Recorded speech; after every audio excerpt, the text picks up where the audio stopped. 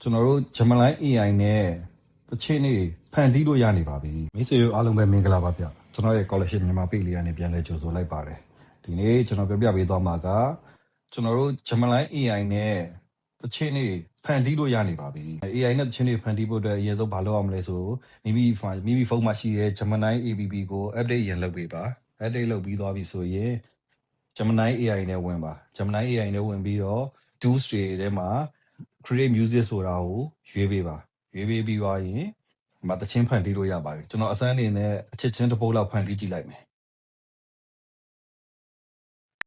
အချစ်တချင်း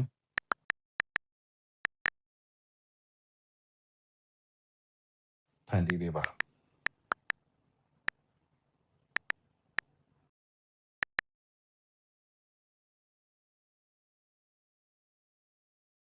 အခုဆိုရင်ကျွန်တော်တို့ဖန်တီးထားတဲ့အချစ်တချင်းလေးရပြီကျွန်တော်တို့နားထောင်ကြည့်လိုက်အောင်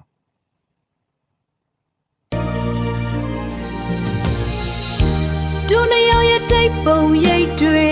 ရင်ထဲမှာအမြဲတမ်းလာပါနေ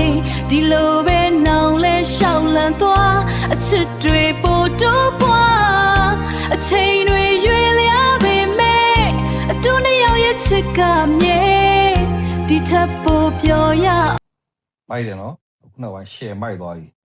ကျွန်တော်ရဲ့ video လေးကိုအဆုံးထိကြည့်ပေးလို့ကျေးဇူးတင်ပါတယ်မိတ်ဆွေတို့ဖန်တီးရတဲ့တချင်းလေးကိုလည်းကျွန်တော်ရဲ့ comment box လေးမှာမှတ်ခဲ့ပေးကြပါအောင်